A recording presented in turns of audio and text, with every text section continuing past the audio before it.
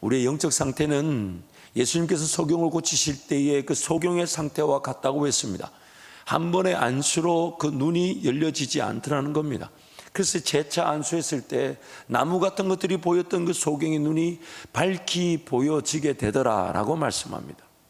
또한 이삭을 핍박하다가 기어이 하갈과 그 이스마엘은 쫓겨나게 되었습니다.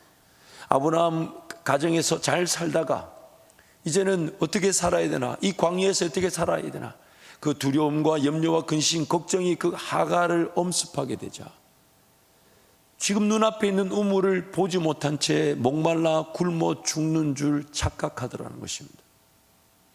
우리 삶에 하나님이 그만큼 도우셨으며 또한 지금도 그런 해결책이 없는 것이 아닌데 염려, 근심, 걱정, 두려움에 휩싸이는 순간 지금 눈앞에 뻔히 우물이 있는데도 우물을 보지 못한 채 목말라 죽는다고 아우성치는 것이 오늘 우리의 영적 형편입니다.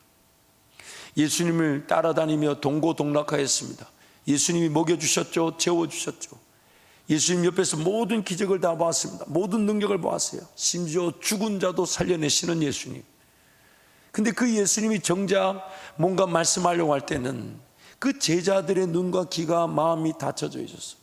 듣고자 하지 않고 알고자 하지 않고, 심지어 성경이 이렇게 말했죠. 묻기도 두려워하더라. 묻기도 두려워하더라. 모르는 상태에 처한 것도 안타까움인데 이제 알 수 있게 되었는데 알고자 하지 않고 심지어 묻는 것조차 두려워하는 영적 상태. 모세가 40일 동안 그 시내산 위에서 빽빽한 구름과 흥한과 온갖 불꽃 속에서 하나님을 만났습니다.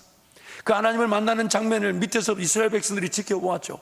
그리고 하나님을 만나고 내려온 그 모세에겐 두 돌판이 돌려져 있었고 또한 환한 빛 가운데 있다 보니까 그 이스라엘 백성들을 위해 수군으로 얼굴을 가렸다고 합니다. 그런데 이스라엘 백성들이 뭐라고 얘기합니까? 당신이 만난 하나님을 나도 만나고 싶습니다. 당신이 들은 하나님의 음성을 나도 듣고 싶습니다 라고 말하기보다는 하나님이 두려우니 우리에게 직접 말씀하지 않도록 부탁해 주시고 당신을 통해서 우리에게 말씀해 주십시오. 그 이스라엘 백성들의 형편이 구약 시대이기 때문에 그런 것이 아니라 오늘 우리의 영적 상태가 그러하다는 겁니다. 그래서 예수님의 음성에 관심이 없는 겁니다. 예수님 음성이 들리지 않아도 그렇게 애탕지탕하며 삶의 그런 우선순위 안에 그 예수님의 음성을 듣고자 하지 않았던 겁니다. 물론 제자들처럼 묻기를 두려워하거나 물론 이스라엘 백성들처럼 하나님 나에게 직접 말씀하기를 원치 않는다라고 말은 안 하지만 안 들리는 예수님 음성이 궁금해야 될 텐데 지금 예수님 나한테 뭘 말씀하기를 원하실까? 그게 삶의 계획이 되어야 되며 또한 예수님의 인도하심이 되어야 되며 또한 그 음성이 열매를 맺을 때에 우리는 더 귀 기울이게 되고 더 사모하게 되며 더 바라게 되고 다른 건 다 없어도 주님 나에게 말씀하시며 나와 함께 하시면 인생 자체가 행복한 줄 알게 되는 게 신앙일 것인데 우리의 영적 상태는 그냥 모른 채 알고도 묻기도 두려워하는 채 듣고 싶어 하는 채 그렇게 신앙생활 한다고 할 수도 있습니다. 죄에 사로잡혀 있어서 제가 뭔지도 모른 채 살아갑니다. 사로잡혀 있기 때문에 당연히 보여야 될 하나님 나라가 안 보이는 건데 그래서 여러분 죄인들의 문제점은 하나님 나라를 위해 살지 못하는 것, 죄인들의 문제점은 하나님의 그 음성을 듣지 못하는 것, 죄인들의 문제점은 하나님 나라와 의를 보지 못하는 것, 이것만이 아니라 제가 얼마나 강력한 힘을 가지고 있는지를 모른다는 것. 그래서 지금 제가 살아있어서 내 눈을 가리고 내 귀를 닫게 만들고 내 마음을 깨닫지 못하도록 짓누르고 있는데 그것조차 모른 채 살아가게 만드는 것, 죄에 대해서도 무지하고 무관심하고 무감각한 상태, 그것이 죄인들의 더 큰 문제인 것입니다.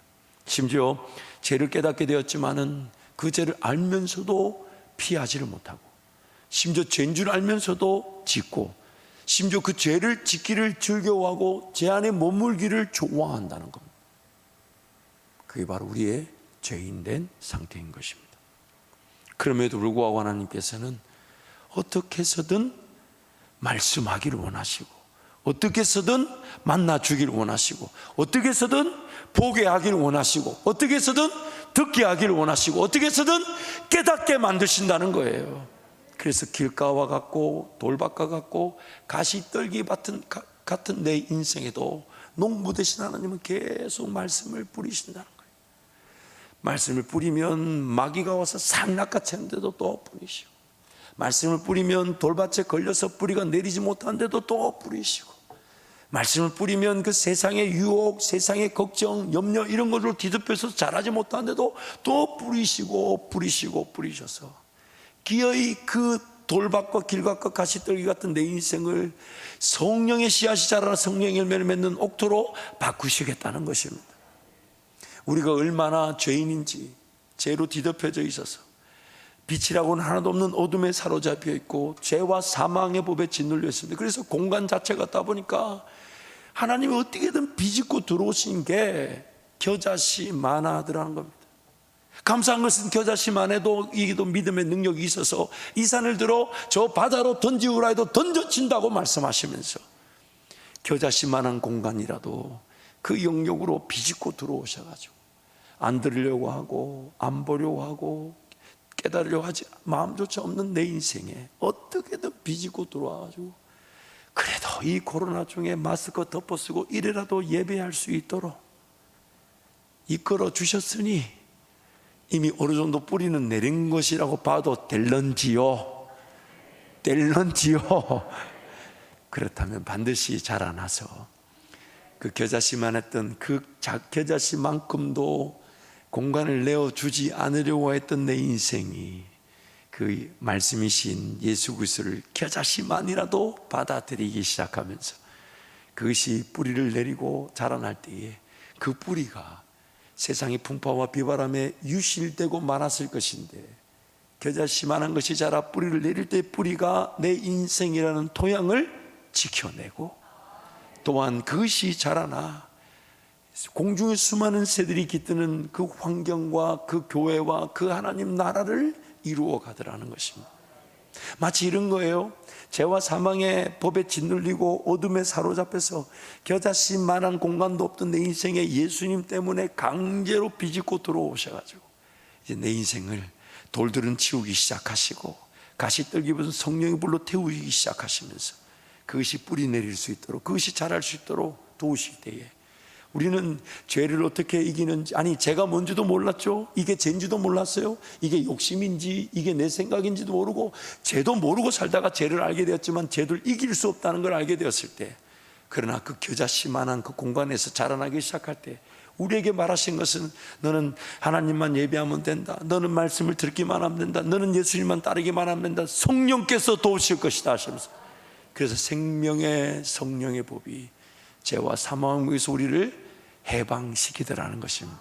마치 나무가 자라 공중의 새가 깃들 나무가 될 뿐만 아니라 또한 뿌리가 내려져 그 돌들과 그 밑에 자리 잡고 있던 모든 것들이 밀려나고 제거되는 것처럼 성령 하나님을 따르며 성령 하나님을 의지했을 뿐인데 죄와 사망의 법에서도 벗어날 뿐만 아니라 얻은 생명이 더 풍성한 생명을 얻게 되는 그 은혜의 길을 걸어가게 되더라는 것이죠.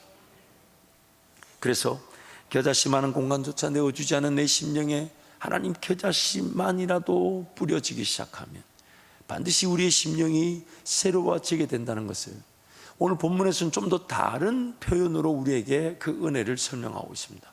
그것은 다름 아니라 한번 따라 하실까요? 벗는 것이 아니라 덧입는 것입니다. 벗는 것이 아니라 덧입는 것입니다. 우리 4절 말씀 우리 함께 선포하겠습니다. 참으로 이 장막에 있는 우리가 짐진 것 같이 탄식하는 것은 벗고자 함이 아니요 오히려 덧입고자 함이니 죽을 것이 생명의 삼킨 바 되게 하려 함이라. 아멘. 벗는 것이 아니라 덧입는 거랍니다.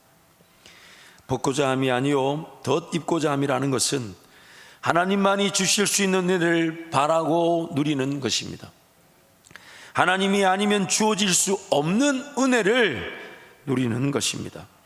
나에게 없는 것, 그러나 하나님이 주시는 것을 취하는 것입니다. 벗는 것이 아니라는 것은 행위와 노력이 우선이 아니라는 것입니다. 죄를 해결하고 예수님을 믿는 것이 아니라는 것입니다. 우선적으로 처리할 일을 처리하고 예수님께 나아오는 것이 아니라는 것입니다. 삶의 필요가 해결되고 난 다음에 예수님을 따르는 것이 아니라는 것입니다. 있는 모습 그대로 받아주실 뿐 아니라 기뻐하시기 때문에 덧입는 것입니다. 우리에게 무엇을 바라시는 것이 아니기 때문에 덧입는 것입니다. 여러분, 목욕탕에 갈 때 때 밀고 가나요? 아니면 때 밀러 가나요? 예수 믿으러 예배당에 올 때 죄를 해결하고 가나요? 죄 용서함 받으러 가나요? 덧입는다는 것은요, 나에게 속한 그 모든 것들을 내가 변화시키고 내가 바꾸고 내가 정리하고 내가 해결할 수 없기 때문에 그저 하나님께 달려나와, 하나님 나를 살려 주십시오. 나를 회복시켜 주십시오. 내 삶을 하나님도 보고 계시지 않습니까? 내가 문제라고 여기는 것, 내가 어렵다고 여기는 것, 심지어 내 상처도 하나님도 알고 계시지 않습니까? 하나님, 나에게 은혜를 베풀어 주십시오. 그래서 은혜 받으러 가는 겁니다. 여러분, 누차 강조합니다. 담배 핀다고 해서 지옥 가지 않습니다. 천국 갑니다. 확실합니다. 천국 가면 깜짝 놀랄 거예요. 담배 냄새 엄청 많이 날 거예요. 그럼 여러분, 담배 내가 시작했지만 자기 힘으로 끊을 수 없어요. 근데 담배 냄새 난다고 교회 가기 불편하면 될까요? 안 될까요? 담배 끊고 와야 되겠어요? 피는 데라도 와야 되겠어요? 와주셔서 감사한 거죠. 교회에서 흡연실과 재떨이를 드리지 못해 죄송할 뿐입니다. 그러나 중요한 것은 내 삶을 내가 바꿀 수가 없다는 거예요. 내가 뭔가 처리하고 죽이고 정리할 능력이 없다는 거예요. 그래서 저는 항상 예수의 이름 의지하여 하나님께 달려나와, 하나님, 이거 내가 처리해야 되는지 아는데 처리가 안 돼요. 하나님, 이거 해결해야 되는 줄 아는데 해결이 안 돼요. 해결되는 것처럼 착각하고 있을 뿐입니다. 하나님, 나에게 은혜를 주셔서 오늘도 내 모습 이대로 기뻐하신 하나님께 나왔으니까 하나님, 나에게 덧입혀 주십시오. 말씀을 덧입혀 주십시오. 기도의 은혜를 덧입혀 주십시오. 예배의 은혜를 덧입혀 주십시오. 꼴 보기 싫은 사람 사랑하는 은혜를 덧입혀 주십시오. 그런 은혜가 하나님께는 준비되어 있기 때문에, 그래서 뭘 벗고자 함이 아니라 덧입는다는 겁니다. 덧입는 거. 여러분, 그래서 좀 어리석어도 괜찮아요. 신앙이 안 좋다 괜찮아요. 신앙 좋은 사람도 쓰러지고 넘어지면 가차없이 죄인 되어버립니다. 성령 안에서 잘 살았다고 해서 죄인이 아닌 게 아니에요. 심지어 큰 열매를 맺고 역사를 나타났다 해도 그도 죄인입니다. 우리에게 필요한 것은 신앙이 좋은지 나쁜지 성령에 따라 열매를 맺다면 이게 중요한 게 아니라 예수 이름 의지해서 오늘 또 나를 품어주시고, 오늘 또 나를 만나주시고, 오늘 또 나를 위로해 주시고, 오늘 또 나에게 평안을 주시면서 잘했다, 잘했다. 여기까지 온 것만 해도 여러분 엄청나게 잘한 거예요. 여러분, 자기 스스로에게 한번 격려하십시오. 잘했다, 잘했다, 잘 살았다. 뭐 잘 산 것 같지는 않지만 어쨌든 잘 살았다. 설교를 마치고 나면 참 사모 만나기가 쉽지 않아요. 주님은 끊임없이 저에게 설교 잘했다 하시는데 그 사람은 그래 안 보이는 모양이에요. 참 우리는 그렇게 늘 나 자신에 대해서도 그렇게 생각하는 것 같아요. 하나님은 야 괜찮아, 또 기회가 있잖아. 아니 괜찮아. 왜냐하면 하나님은요 이전 일을 기억조차 하지 않으신대. 심지어 내 죄를 드러내시는 분도 아니에요. 사실 내 죄를 드러내는 거는 내 죄고 율법이고 모세일 뿐이에요. 물론 그것도 하나님이 가르쳐 주지 않으시면 우리는 죄가 뭔지도 모르고 살았을 것이니까 우리 죄 때문에 우리 죄를 고발하는 율법이 생겨난 것이고, 그래서 갈라디아서 말씀이 뭐랍니까? 율법은 우리의 범법함으로 인하여 더하여진 거라 그러잖아요. 원래 그 율법을 줄 필요가 없는 창조세계였는데 하나님은 오늘 저와 여러분에게 죄인인지 어떻게 살았는지 평가하지 않으세요. 오늘 이 순간부터 하나님 은혜가 주어지게 되면 우리는 이전에 걷지 못했던 은혜의 길을 걸어갈 것이기 때문에 그래서 이렇게 말씀하십니다. 이전 일을 기억지도 생각지도 말라. 보라, 광야에 강을 낼 것이며 사막에 길을 내어 줄 것이다. 아멘. 그렇게 우리에게 말씀하시는 거예요. 오늘도 이 자리에 달려 나왔을 때 하나님의 뜻은 이것입니다. 나의 연약함, 나의 부족함, 그 죄인됨을 알아. 하나님 정말 어리석었습니다. 하나님 정말 미련했습니다. 하나님 정말 연약했습니다. 하나님 정말 부족했습니다. 그래서 저는 예수님이 필요합니다. 그래서 저는 예수님이 필요합니다. 이것이 바로 은혜의 시작인 거예요.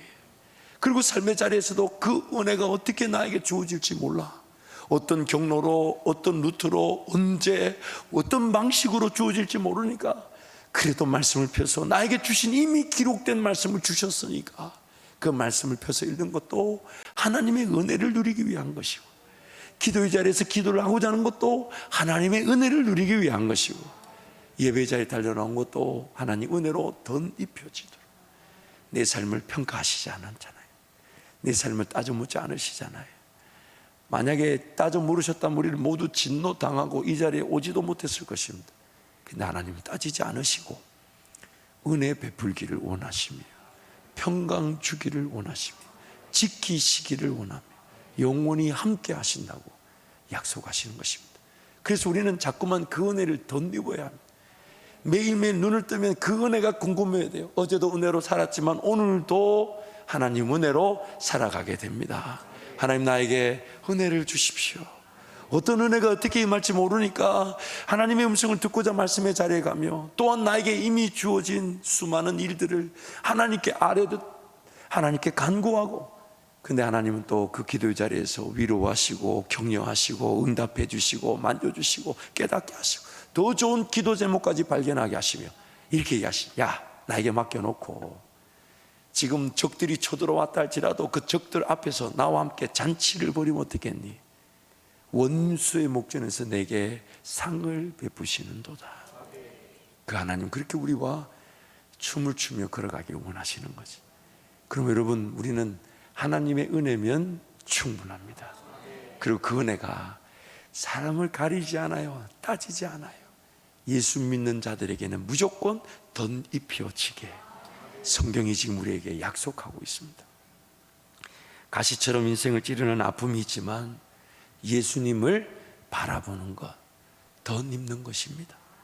무거운 짐처럼 인생을 짓누른 어려움이 있지만 예수님을 찾는 것, 덧입고자 함입니다. 해결해야 할 숙제들이 많이 있지만 예수님을 의지하는 것, 덧입고자 함입니다. 수많은 삶의 요구들이 산적해 있지만 예수님 음성을 듣는 것, 덧입혀지는 것입니다. 오히려 예수님을 바라보지 못한 채 가시처럼 찌르는 아픔을 해결하고자 함이 문제 아닐까요? 오히려 예수님을 찾지 못한 채 무거운 짐처럼 짓누르는 그 어려움을 해결하고자 하는 것이 그 어려움에 갇힌 거 아닐까요? 오히려 예수님을 의지하지 못한 채 삶의 숙제들만 풀며 사는 것, 그것이 문제 아닐까요? 오히려 예수님의 음성을 듣지 못한 채 수많은 요구들을 해결하고자 하는 그 자체가 이미 방황하며 삶이 낭비되는 거 아닐까요? 그러므로 인생은 예수님을 따르기 위해 태어났습니다. 인생은 예수님을 따르기 위해 태어났습니다. 목자 되신 예수님을 따를 때 모든 필요가 채워지고 문제가 해결되어집니다. 목자 되신 예수님을 따를 때 인생의 목적에 따라 목표를 향해 살아갈 수 있습니다. 목자 되신 예수님을 따를 때 이 땅의 삶에 얽매이지 않습니다. 목매지 않습니다. 예수님을 따를 때에 그때의 행복이라는 것을 맛보며 자유함을 누립니다. 예수님을 따를 때에 예수님 음성이 들려지기 시작하고 믿음이 생겨나기 시작합니다. 목자 되신 예수님을 따를 때에 예수님을 따르는 삶이 가장 필요하고 우선적이어야 한다는 것을 알게 됩니다. 여러분, 아기가 막 태어났을 때, 오늘도 우리 이제 믿음의 가정에 자녀가 예배 왔는데 저 아기는 누가 엄마인지 누가 아빠인지 알까요? 모를까요? 압니까? 태어나자마자 아빠 반갑습니다. 엄마 뱃속에서 내가 좀 발로 찼는데 미안합니다. 압니까? 몰라요. 배고프면 울고, 네가 불편하면 울고, 추우면 울고, 더우면 울고. 그런데 그 부모가 그 아이를 먹이고 입히고 재우고 양육하면서 제 아이는 태어나자마자 몰랐던 부모님을 알아가기 시작하고, 누가 엄마 목소리인지 누가 아빠 목소리인지 구별도 못한 그 아이가 점점 자라면서 엄마 목소리를, 아빠 목소리를 식별하고 나중에는 성장하여 대화하게 되지 않습니까? 그래서 오늘 우리의 영적 상태를 그렇게 말하는 겁니다. 다시 태어났다는. 다시 태어났기 때문에 예수님 음성이 안 들리는 게 당연합니다. 다시 태어났기 때문에 하나님 나라가 안 보이는 게 당연해요. 그래서 기어이 어렵고 힘들고 아픈 일이 없으면 예수님을 찾을 줄 모르는 것, 어쩌면 그 베이비 상태이기 때문에, 아기 상태니까 그럴 수 있습니다. 그러나 그 상태로 영원히 있을 수는 없는 것이죠. 그래서 오늘 우리의 삶에 필요한 것은 자꾸 그 은혜를 입는 겁니다. 그 은혜. 하나님 은혜가 아니면 오늘 삶도 사라지지 않아요. 어제까지 기적을 보고 어제까지 능력을 보다 해도 오늘 은혜가 아니면 오늘 삶을 살 수가 없어요. 왜냐하면 일용할 양식이기 때문에.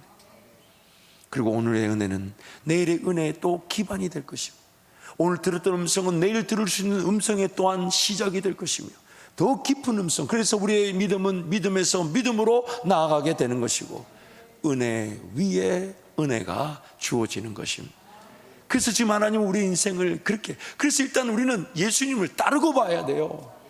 예수님을 찾고 봐야 돼요. 음성이 들려지면 따라간다? 아니에요. 따라가야 들립니다. 일단 예배하러 가야 합니다. 일단 말씀을 듣고자 해야 됩니다. 일단 기도하러 가야 합니다. 왜요? 따를 때에 예수님 음성이 식별되기 시작하고, 따를 때에 내 삶을 발견하기 시작하고, 따를 때에 아, 이런 길을 가는구나, 또 이런 길을 가겠구나 알게 되는 것이, 알게 돼요. 내 인생의 제일 우선순위는 예수님을 찾는 것, 예수님을 부르는 것, 예수님을 따르고자 하는 것. 그래서 항상 예수님을 따르고자 하기 때문에 길이 궁금해서 기도의 자리에 달려 나올 때 따르고자 하니까 길이 열리는 거지. 따르지 않으려는데 무슨 길이 열립니까? 예수님이, 그분이 내 삶에 어떤 방법과 능력으로 함께 하실지 궁금해서 기도의 자리에 달려왔더니 모든 걸 다 내려놓고 주님 뜻만 기다리겠다는 그 사람에게 무엇이 들려지지 않겠습니까? 예수님 음성 들리지 않아도 이미 살아가고 있는 그 방식이 예수님보다 더 하나님 되어버렸어요. 예수님 음성 식별할 줄 모르는데도 뭔가 지혜가 있고 아이디어가 있고 확신이 든다는 것 자체가 나를 죽이더라는 겁니다. 내 인생을 허비하고 낭비하고 방황하게 만들었지 않냐요. 그렇기 때문에 오늘 우리는 만약 믿음이 필요하다면 일단 예수님을 따라야 합니다. 만약 나에게 은혜가 필요하다면 예수님을 따라야 합니다. 예수님을 바라봐야 하고 예수님을 구해야 되고 예수님께 부르짖어야 합니다.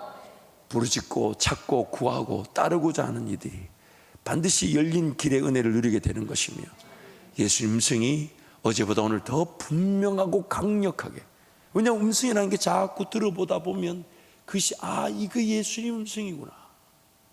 식별할 능력도 예수님 따르면서 음성을 자꾸 들어봐요. 그래서 음성을 듣는 훈련을 하려고 이 성경을 펴서 읽는 거예요. 이걸 자꾸 읽어놔야 내 귀가 이 말씀을 통해 뭐가 예수님 음성인지를 분별할 수 있는 이게 장치가 되는 거예요. 왜냐하면 지금 마음으로 예수님 음성이 분명히 전해질 수 있지만 나의 온갖 세상의 소리, 욕심의 소리, 그런 마귀가 던지는 소리에 온갖 소리가 가득해서 내가 음성을 식별할 기준이 없잖아요. 기준이 뭐가 예수님 소리인지 욕심인지 마귀 소리인지 모르니까 예수님이 기준을 주셨잖아요. 기준을. 이것도 세상을 지을 때 없었다니까요. 제 가운데 타락한 우리 때문에 주신 거 아니에요.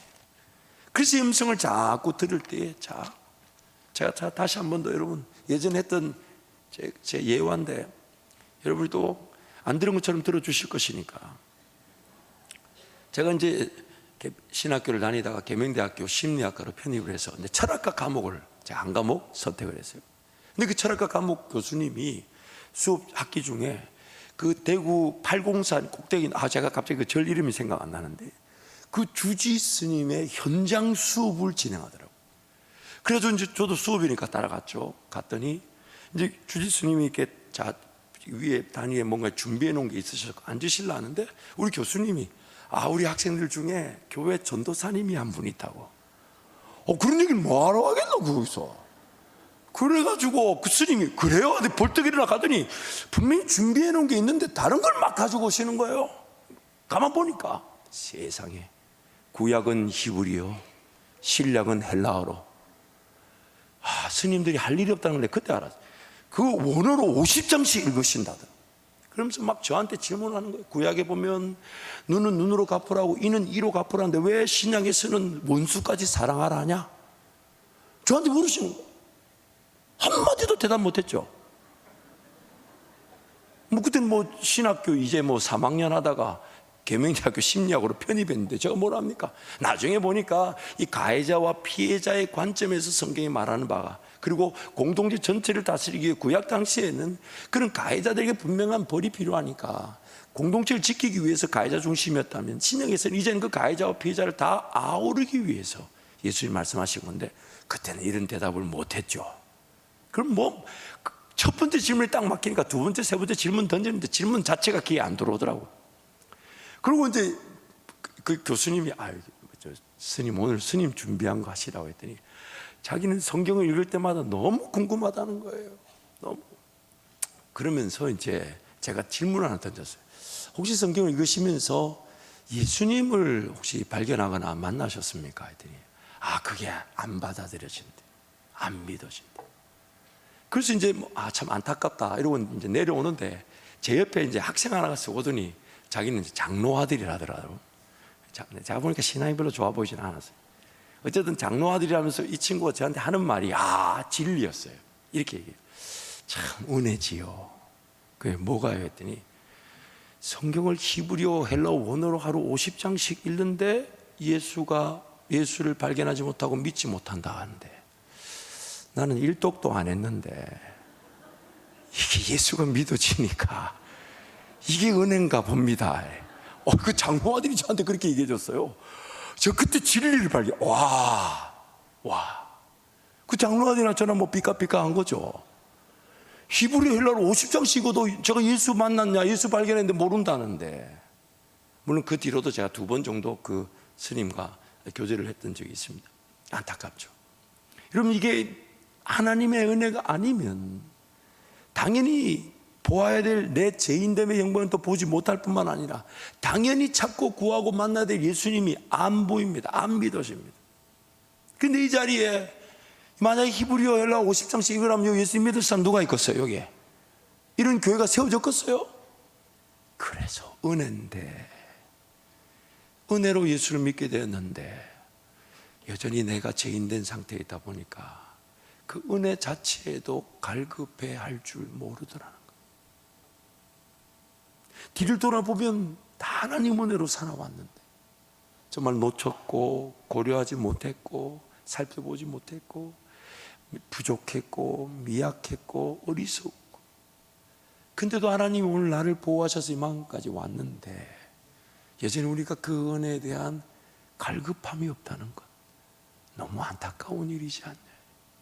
그런데도 하나님은 끝까지 기다려주시고 노하기를 더디하시고 자비하시고, 천국 가는 그날 천국 앞에서 우리 서로 어색한 만남이 되지 않도록 하나님이 은혜를 베푸고 계시니, 여러분, 지금이 구원받을 때이며 지금이 은혜 받을 때입니다. 아멘. 지금이. 항상 그 은혜를 사모하시기를 축복합니다. 그래서 벗는 것이 아니라 덧입는 것입니다. 이것저것 따질 것 없어요. 하나님 베푸실 은혜 덧입고자 함입니다. 그 은혜가 나에게 입혀지면 내가 못 봤던 길을 보게 될 것이고, 내가 못했던 될 수 없었던 일이 감당되어지게 하실 것이고, 그 은혜 때문에 나로 하여금 더 하나님께 달려나와 그 은혜를 바라고 은혜를 사모하고 은혜를 맛보고자 하고 은혜를 구하고 은혜를 선포하고 은혜를 자랑하고 은혜를 드러내는 그 사람으로 우리가 빚어져 가게 되는 것입니다. 덧입듯이 예배하고 덧입듯이 말씀을 먹고 덧입듯이 기도할 때 그토록 해결하고자 했지만 해결이 되지 않았던 인생의 문제가 해결되기 시작합니다. 고질적으로 나를 괴롭혔던 상처가 그때 치유되고 회복될 것입니다.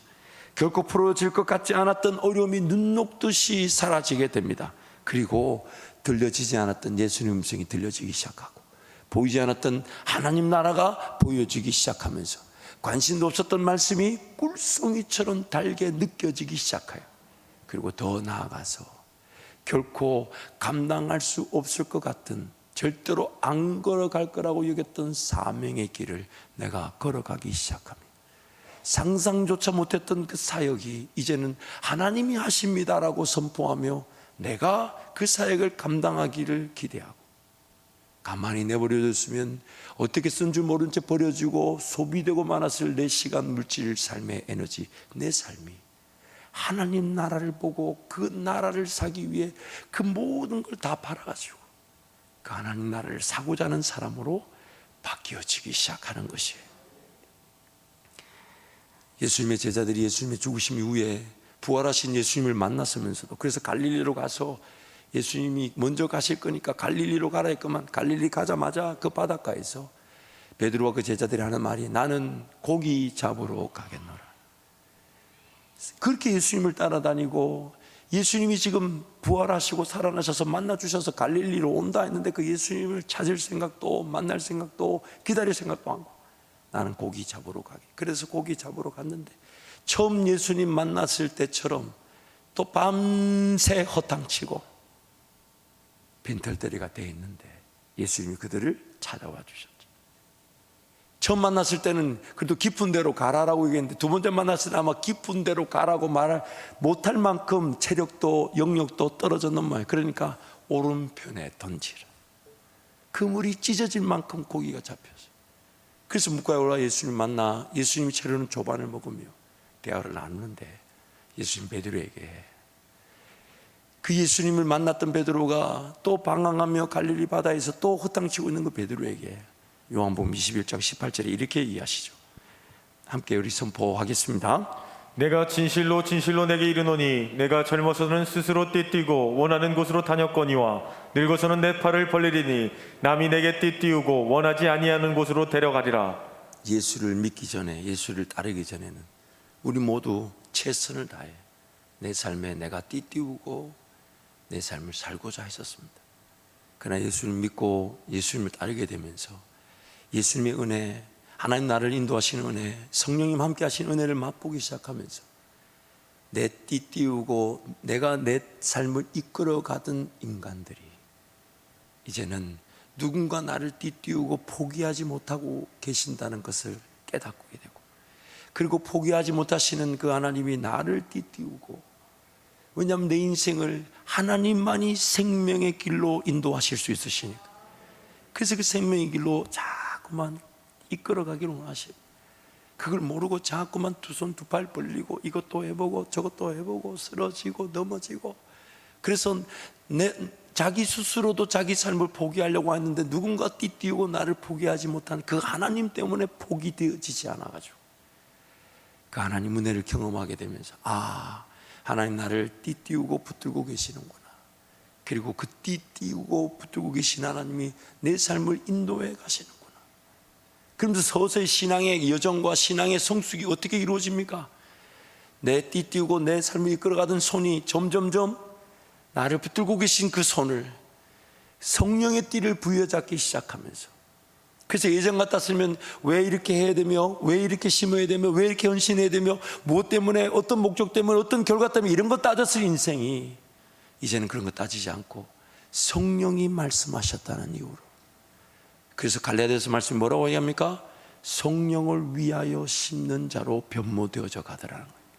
이해되지 않고 받아들여지지 않아도 내 인생을 포기하지 않으신 하나님이 띠띠우고 가자 하시니까, 그래서 베드로가 그 띠에 사로잡혀서 걸어가다 보니 그 구석에 처박혀서 갈릴리 바닷가에서 허탕쳤던 베드로가 다음 day 복음을 전하게 3,000명, 4,000명이 예수께로 돌아오고, 안전뱅이가 일어서고 지나가기만 해도 병자가 치유되는, 오직 성령이 너희에게 임하시면 너희가 권능을 받게 될 것이요. 그래서 그 하늘로부터 오는 능력, 즉 성령을 덧입으라고 우리에게 말씀하시는 겁니다. 그래서 누가복음 24장 49절 말씀 우리 누가복음 24장 49절 말씀인데 우리 함께 선포하겠습니다. 볼지어다 내가 내 아버지께서 약속하신 것을 너희에게 보내리니 너희는 위로부터 능력으로 입혀질 때까지 이 성에 머물라 하시니라. 그래서 로마서 13장 11절 14절 말씀 우리 함께 선포하겠습니다. 또한 너희가 이 시기를 알거니와 자다가 깰 때가 벌써 되었으니 이는 이제 우리의 구원이 처음 믿을 때보다 가까웠음이라. 밤이 깊고 낮이 가까웠으니 그러므로 우리가 어둠의 일을 벗고 빛의 갑옷을 입자. 낮에와 같이 단정히 행하고 방탕하거나 술 취하지 말며 음란하거나 호색하지 말며 다투거나 시기하지 말고 오직 주 예수 그리스도로 옷 입고 정욕을 위하여 육신의 일을 도모하지 말라. 위로부터 능력이 입혀질 때까지. 그래서 그것을 성령 충만이라 하시면서 또 다른 편으로 주 예수 그리스도로 옷 입으라 그렇게 말씀하시는 거예요. 박종호 선가사의 9집 새벽날개라는 앨범 속에 하나님 나 부르실 때라는 곡이 있습니다. 하나님 나 부르실 때, 하나님 나 부르실 때에 내 어리석음 다 보셨지만 그 어리석음 멸시치 않고 지혜로 바꾸셨네. 하나님 나 부르실 때에 내 약함도 다 아셨지만 그 약함까지도 멸시치 않고 능력으로 바꾸셨네. 하나님 나 부르심은 오직 그리스도로 온전히 옷 입히려 하심이라. 하나님 나 부르심은 오직 그리스도로 온전히 옷 입히려 하심이라. 나의 연약함 강함으로, 나의 부족함 완전함으로 나를 채워주시고 나를 부르시며 주의 강한 손 날 붙드시네. 하나님 나 부르심은 오직 그리스도로 온전히 옷 입히려 하심이라. 하나님 나 부르심은 오직 그리스도로 온전히 옷 입히려 하심이라. 아멘. 갈라디아서 3장 27절 말씀에 오늘 우리가 구원받을 때에 이미 하나님께서 베푸신 은혜를 이렇게 선포합니다. 우리 함께 선포하겠습니다. 누구든지 그리스도와 합하기 위하여 세례를 받은 자는 그리스도로 옷 입었느니라. 그러나 한 번에 옷 입은 것으로 우리 인생은 안전하지 않습니다. 왜냐하면 무리로 걸어오시는 예수님을 보고 베드로가 만약 주시거든 나로 하여금 걷게 오라 하소서. 그래서 예수님이 오라 했을 때 예수님이 주신 그 믿음으로 발을 내디뎠을 때는 그 무리를 걸을 수가 있었지만, 그러나 그 베드로는 그 믿음으로 시작된 그 바다 위를 걸어가면서도 그 믿음이 지켜지지 못해서 예수님만 바라보면 되는데 예수님만 바라보지 않고 파도를 보고 풍랑을 보며 기어이 빠져 들어가게 되더라는 것입니다. 예수 그리스도로 거듭나 예수 그리스도를 믿기 때문에 이제 신앙생활이 시작되었지만 그 믿음이 위기 가운데 있습니다. 하나님 은혜가 덧입혀지지 않는다면 예수 그리스도로 인한 신앙생활인데도 또 쓰러지고 넘어지고 염려, 근심, 걱정을 이기지 못하며 두려움에 사로잡히는 것이 오늘 우리의 영적 현실입니다. 그래서 하나님의 관심은 어제 입었던 옷을 오늘 다시 덧입기를 원하시고, 어제 믿음으로 살았지만 오늘 또 새로운 믿음을 가지며 살기를 원하시고, 어제 은혜 가운데 살았지만 오늘 또 더 놀라운, 어제 은혜보다 더 놀라운 은혜를 덧입기를 원하셔서 예수 그리스도로 날마다 옷 입는 인생. 우리의 구원을 받을 때도 예수 그리스도로 옷 입어서 구원을 받았습니다. 또한 구원받고 난 다음에 우리의 삶도 예수 그리스도로 옷 입기 위해 존재합니다. 예수님을 따르기 위해 존재합니다. 예수님이 필요합니다. 구원을 받고 난 다음에도 여전히 삶은 방향을 알지 못합니다. 어떻게 살아야 될지, 왜 살아야 될지, 예수 믿었는데 나는 왜 이 땅에 남겨져 있는지 우리는 전혀 알지 못합니다. 구원받고 난 다음에도 우리는 여전히 예수님이 필요합니다. 그리스도로 옷 입기 위하여 구원을 받은 것입니다. 그리고 저 천국 갈 때도 본향, 나를 천국 본향에 들으실 때도 내가 천국 본향에 들어가는 기준도 딱 하나, 이유도 딱 하나, 따지는 것도 딱 하나.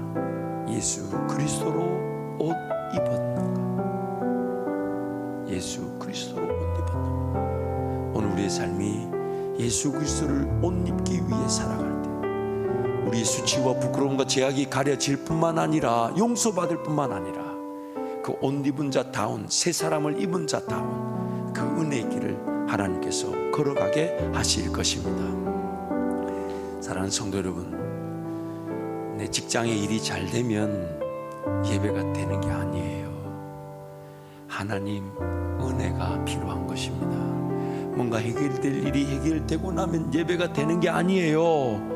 하나님 은혜가 없이는 안 됩니다. 내가 뭔가 좀 가정이 원만해지고 좀 살만하고 좀 여유가 있고 물질이 있고 또 지금 긴급한 일, 또 바쁜 일, 어려운 일, 이거부터 해결하고 나면 예배할 수 있는 게 아니에요. 하나님 은혜가 필요한 것입니다. 그 하나님 은혜가 없다 보니까 어쩌면 긴급한 일 때문에 예배를 놓치고 있는 겁니다. 하나님 은혜가 없다 보니까 분주하고 바쁜 일에 사로잡혀 지금은 예배하기가 어렵다고 말하는 겁니다.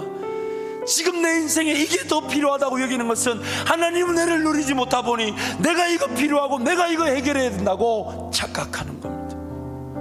우리에게 필요한 것은요, 그 일이 해결되고 난 다음에 예배할 것이 아니라, 채워질 것이 채워지면 예배되는 게 아니라, 뭔가 나한테 주어질 것이 주어지면 예배되는 게 아니라, 지금 하나님 은혜가 필요하고 지금 하나님 은혜가 주어지면 예배할 수 있습니다.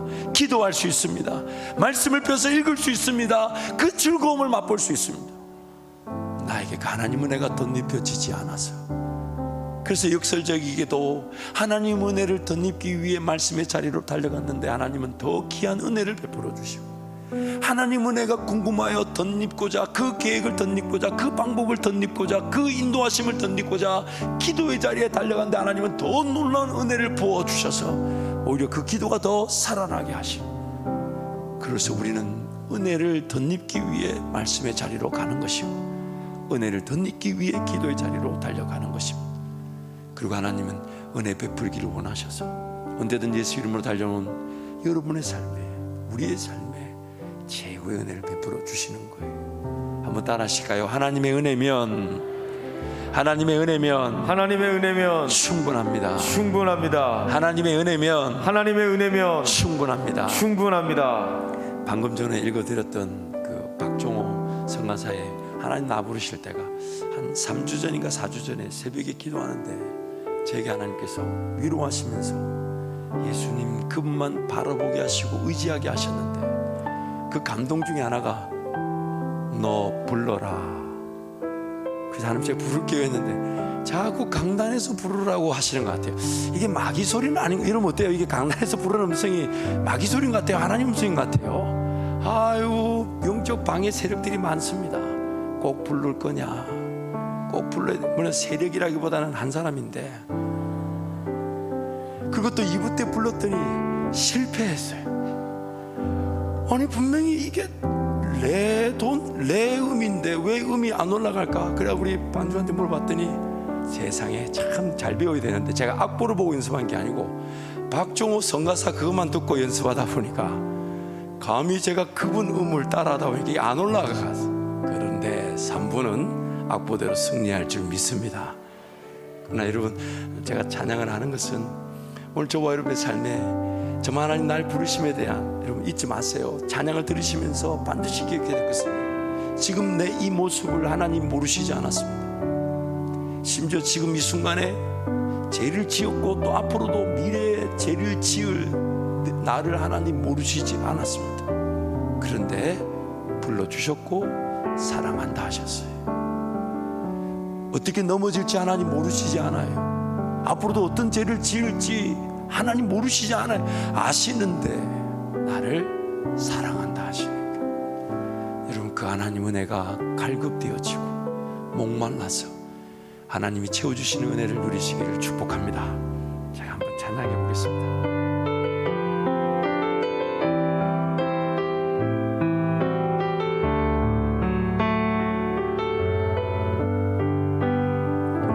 하나님 나 부르실 때에 내 어리석음 다 보셨지만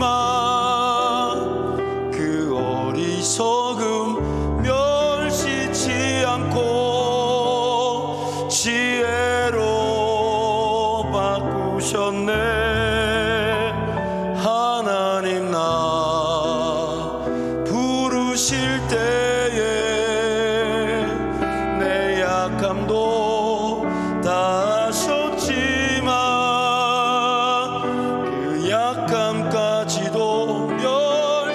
변치 않고 능력으로 바꾸셨네. 하나님 나 부르심은 오직 그리스도로 온전히 옷 입히려 하심이라.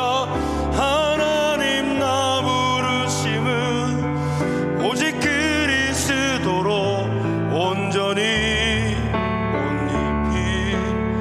입히심이라. 우리 찬양팀 한번 나와서서 같이 해주시면 좋겠습니다. 아시는 분들은 같이 찬양하면 좋겠습니다. 하나님 나 부르심은 그 부르심이면 충분합니다.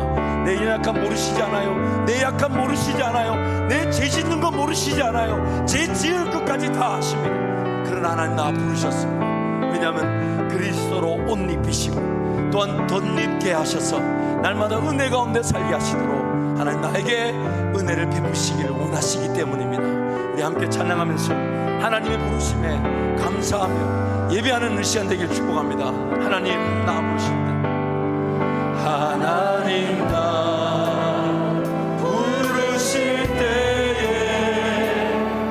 내 어리석음을 다 보셨지만 그 어리석음을 멸시치 않고 지혜로 바꾸셨네. 하나님 나